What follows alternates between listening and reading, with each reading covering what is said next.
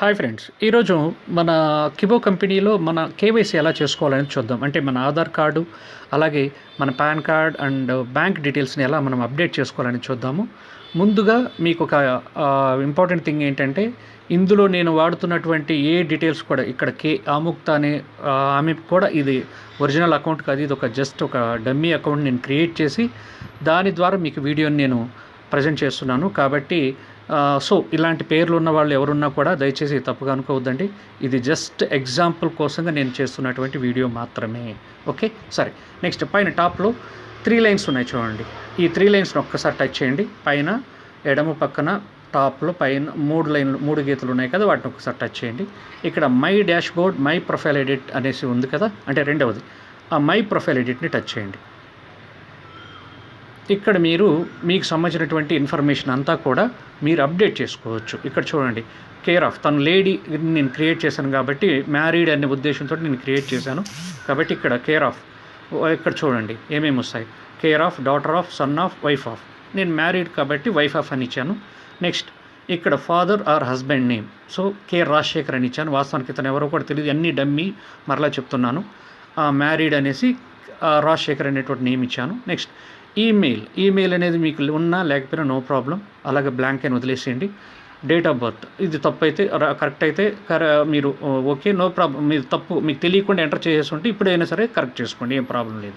అంటే మీరు రిజిస్ట్రేషన్ అయ్యేటప్పుడు మీకు తెలియనాటివి ఏమున్నా కూడా మరలా మీరు అప్డేట్ చేసుకోవచ్చు. అది దీని వీడియో యొక్క ఉద్దేశం మెయిన్.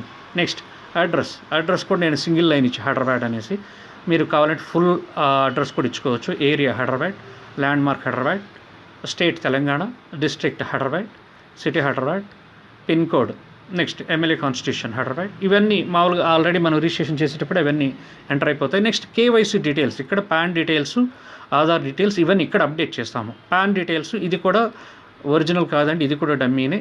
ఇవి క్యాపిటల్ లెటర్స్లోనే ఇవ్వండి, మీది ఇవ్వండి. నేను ఇక్కడ ఎగ్జాంపుల్కి మాత్రం ఇక్కడ చూపిస్తున్నాను. ఇక్కడ క్యాపిటల్ లెటర్స్లో మీ యొక్క ఒరిజినల్ పాన్ డీటెయిల్స్ ఇవ్వండి. అలాగే ఆధార్ నెంబర్, మీ ఒరిజినల్ పాన్ ఆధార్ డీటెయిల్స్ ఇక్కడ ఇవ్వండి.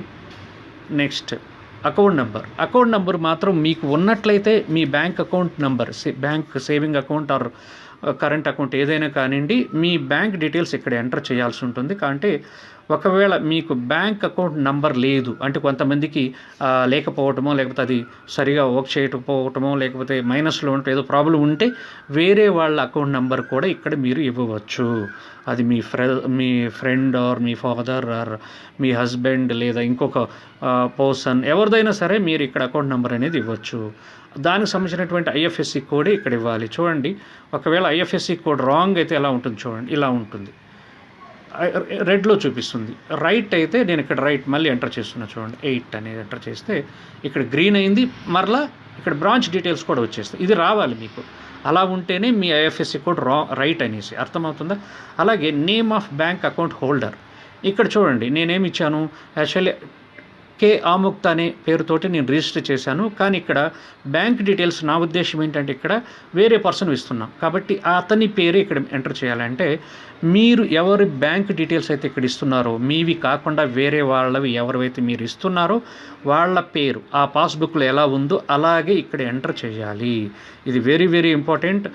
మీరు బ్యాంక్ డీటెయిల్స్లో పేరు ఎలా ఉందో అలాగే ఇక్కడ ఇవ్వాలి, అది మాత్రం ఖచ్చితంగా గుర్తుపెట్టుకోండి.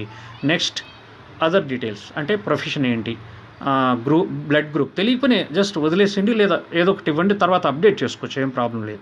మదర్ టంగ్ ఇవ్వండి. అలాగే లాంగ్వేజెస్ నోన్, ఇక్కడ నేను టచ్ చేస్తే లాంగ్వేజెస్ ఏమేమి తెలుసు ఇక్కడ చూడండి, ఏమేమి లాంగ్వేజ్ తెలుసు. ఇంగ్లీష్ తెలుసు అనుకోండి, ఇక్కడ వచ్చేస్తుంది ఇంగ్లీష్, బెంగాలీ లేదా ఇంగ్లీష్ తెలుసు. సో ఇలా మీరు ఇక్కడ దీన్ని చేసుకోవాల్సి ఉంటుంది. అంతా అయిపోయిన తర్వాత సబ్మిట్ అనేది మీరు ప్రెస్ చేసినట్లయితే చూడండి, ఒకసారి అన్నీ కూడా చెక్ చేసుకోండి కరెక్ట్గా ఉన్నాయో లేదనేసి. తర్వాత ఆర్ ఇష్యూర్ అని అడుగుతుంది.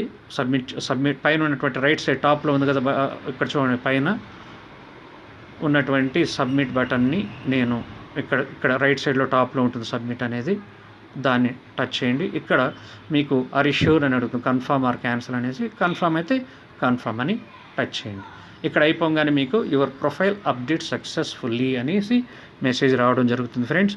సో ఇది మీ యొక్క ప్రొఫైల్ ఎడిట్ చేసుకునేటువంటి పద్ధతి. అంటే మీ కేవైసీ డీటెయిల్స్ని కూడా ఇక్కడే మీరు బ్యాంక్ డీటెయిల్స్, పాన్, ఆధార్ అన్నీ కూడా ఇక్కడే మీరు అప్డేట్ చేసుకోవచ్చు.